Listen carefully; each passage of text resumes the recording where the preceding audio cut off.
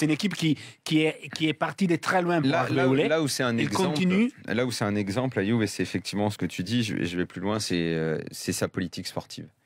C'est absolument phénoménal. Je pense même devant les grands d'Espagne et tout, je pense que c'est le club le mieux géré au monde.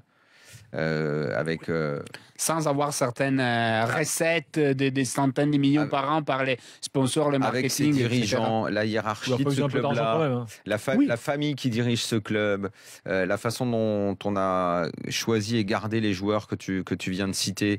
Je ne dis pas que c'est la meilleure équipe du monde. Non, je dis qu'aujourd'hui, dans sa gestion, dans son organigramme, ça devrait être un exemple. Bon, le Bayern est pas mal aussi, mais la Juve, tu vois, si par exemple aujourd'hui un club qui est complètement à la rue, à la ramasse de ce côté-là, le PSG, s'il y a un exemple à suivre, c'est regarder comment travaille la Juve. Il y a des années de sur-régime, le Bordeaux de blanc est en sur-régime complet, et derrière, ils ont explosé la plupart.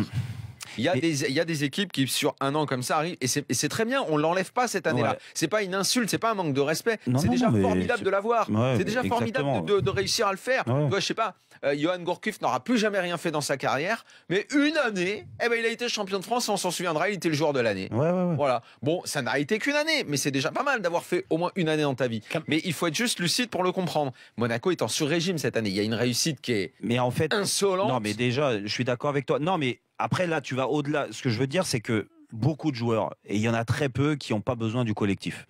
Et ça, on peut les compter sur le doigt de la main. Oui, ça c'est sûr. Voilà. Donc tous les joueurs, et Monaco aujourd'hui, la grande force, c'est d'avoir créé ce collectif. Comme la Juve. Aujourd'hui, tu prends individuellement, à part, Dybala. Mais la Juve et Dybala, il sera encore fort. Non, mais ils seront tous encore. Bonucci, Chiellini, c'est des mecs qui font des saisons ils sont tout le temps forts. Alves, il est tout le temps fort. Il a toujours été fort. Sandro, il sera encore fort. Oui, mais je suis d'accord. Mais aujourd'hui, tu prends Marquisio, qui est un super joueur. Tu prends Pjanic, qui est un super joueur. Pjanic est devenu plus fort à la Juve, quand même. Eh ben oui, mais parce que le collectif le rend plus fort. T'as raison, c'est ça. Le collectif le rend plus fort, et que les joueurs de l'AS Monaco, je leur souhaite individuellement de trouver un collectif fort qui leur permette de rester à ce niveau-là.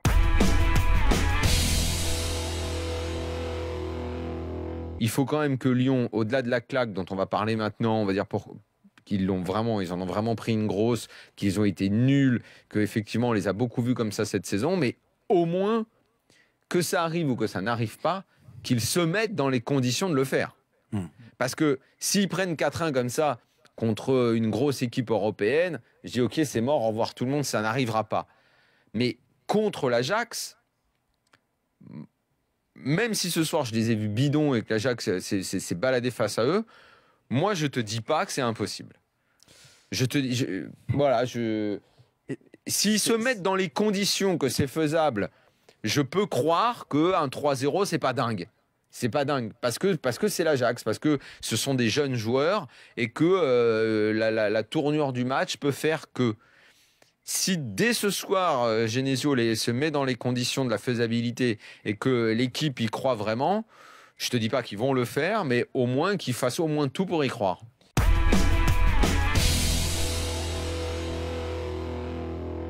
Les équipes, elles ressemblent souvent à l'entraîneur. Et ça, je te parle en connaissance de cause, encore une fois. Tu trouves qu'elle ressemble à Flo Maurice, cette équipe? Je sais plus qui est l'entraîneur, en fait, en gros. Mais franchement, non, mais c'est exactement ça. Ils perdent beaucoup de choses dès qu'ils prennent un coup derrière la tête. Un premier but, cette ambiance, et puis derrière, ça se liquifie. Là, il se passe plus rien. Tu as l'entraîneur qui est là, qui se lève, qui essaye de remobiliser ses troupes. Il y en a pas un qui le regarde. Non, mais quand il prend un but, il se retourne, il fait « Oh, fais chier, c'est pas possible !» C'est ça. Et au troisième but, il se tape sur les...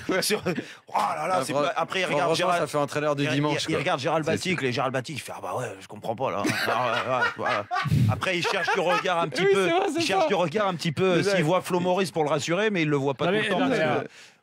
Attends, c'est caricatural, mais c'est vrai.